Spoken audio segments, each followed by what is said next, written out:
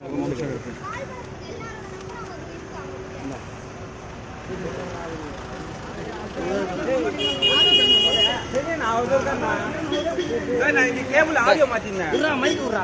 எதுக்காக வந்திருக்கீங்க சார்? ஒரே வார்த்தை சொல்லுங்க, எதுக்காக வந்திருக்கீங்க?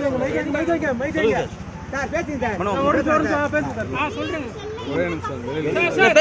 சார், நீங்க பேச விட மாட்டாங்க சார். பேசுங்க சார், இங்கே பேசுங்க.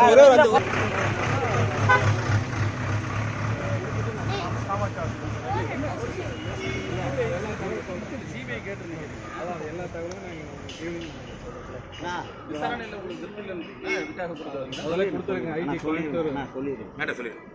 கோயம்புத்தூர் ஐஜிஐ கேமரா பார்த்து பேசுங்க. கேமரா சைட்டை பார்த்து பேசுங்க. செக்ஷன் எல்லாம் வந்து மனசுக்கு வந்திருக்கேன். ஈவினிங் 4 மணிக்கு அப்பாயின்மெண்ட். ஈவினிங் வந்து பார்த்துட்டு சிபிஐ விசாரணை கேட்டிருக்கேன். அதே தான் எங்கே கொடுத்தோமோ அதே தான் 4 மணிக்கு யார் அப்பாயின்மெண்ட்?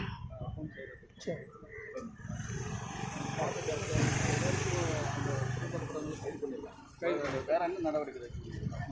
தான் அவங்க ஏன்னா ஜாமீன் நார்மல் செக்ஷன் போட்டு அவங்க வந்து வெளியில் வரதுனால செக்ஷன் தான் இருக்காங்க. ஆனால் வந்து நடந்துக்கிறது பொண்ணுடைய ஆடியோவில் பார்க்கும்போது அவங்களுக்கு வந்து நான் பெயிலபிள் செக்ஷன் கொடுக்கணும்.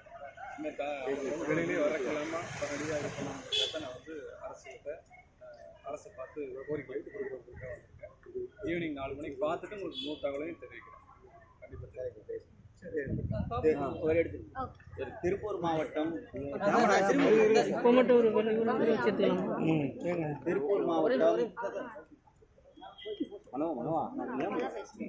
திருப்பூர் மாவட்டம் அவனாசி பகுதியைச் சேர்ந்த என்பவர் வரதட்சணை கொடுமையாலும் வன்கொடுமையாலும் திட்டமிட்டு பாலியல் சீண்டலில் ஈடுபட்டு அவரை தற்கொலைக்கு தூண்டியிருக்கிறார்கள். அவர் இறக்கும் தருணத்திலே இதை வாட்ஸ்அப்பிலே பதிவு செய்துவிட்டு இறந்திருக்கிறார்.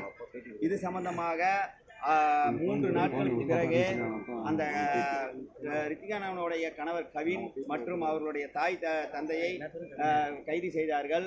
அதற்கு பிறகு அவர்கள் திருப்பூர் கோர்ட்டிலே இந்த வழக்கு சம்பந்தமாக ஜாமீன் கேட்டபோது ரித்திகானுடைய அப்பா அவர்கள் அண்ணாதுரை அவர்கள் எதிர்ப்பு தெரிவித்ததால் அவர்கள் ஜாமீன் வழங்கவில்லை.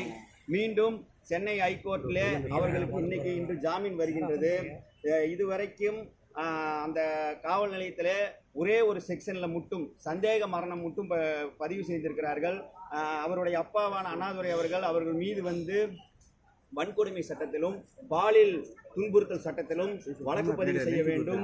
அந்த சம்பந்தப்பட்ட கவின் மற்றும் அவர் தாய் தந்தை மீது குண்டர் தடுப்பு சட்டத்திலே நடவடிக்கை எடுக்க வேண்டும் என்று இன்று வந்து ஜனநாயக முறையிலே சட்டத்திட்டங்களுக்கு உட்பட்டு தமிழக முதலமைச்சர் அவர்களை சந்தித்தும் தமிழக உள்துறை செயலாளர் அவர்களை சந்தித்தும் தமிழக டிஜிபி அவர்களை சந்தித்தும் தமிழக உளவுத்துறை ஐஜி சந்தித்தும் அவர்களுடைய அப்பா அண்ணாதுரை அவர்கள் வந்திருக்கிறார்கள்.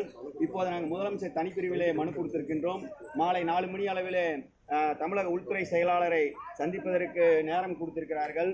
தயவு கூர்ந்து சிறப்பாக மக்களுக்காக ஆட்சி செய்து வந்து கொண்டிருக்கும் தமிழக முதலமைச்சர் அவர்கள் எங்களுடைய பெண்கள் அவர்களுக்கு நியாயம் வழங்க வேண்டும். எங்களுடைய பெண்ணை சித்திரவாதி செய்து வரதட்சணை கொடுமைப்படுத்துவதன் மீது குண்டர் தடுப்பு சட்டத்திலே நடவடிக்கை எடுக்க வேண்டும். எங்களுடைய மகளுக்கு நடந்தது போல இனி தமிழ்நாட்டிலே எந்த ஒரு பெண்ணுக்கும் நடக்கக்கூடாது என்ற ஒரே நோக்கத்தால் மட்டும்தான் அவருடைய தகப்பனார் அண்ணாதுரை அவர்கள் தொடர்ந்து போராடி வருகிறார். தயவு செய்து பத்திரிகையாளர்கள் மூலியமாகவும் உளவுத்துறை மூலியமாகவும் இந்த செய்தி தமிழக முதலமைச்சருக்கு செல்ல வேண்டும். தமிழக முதலமைச்சர் மீது எங்களுக்கு 100% முழு நம்பிக்கை இருக்கின்றது.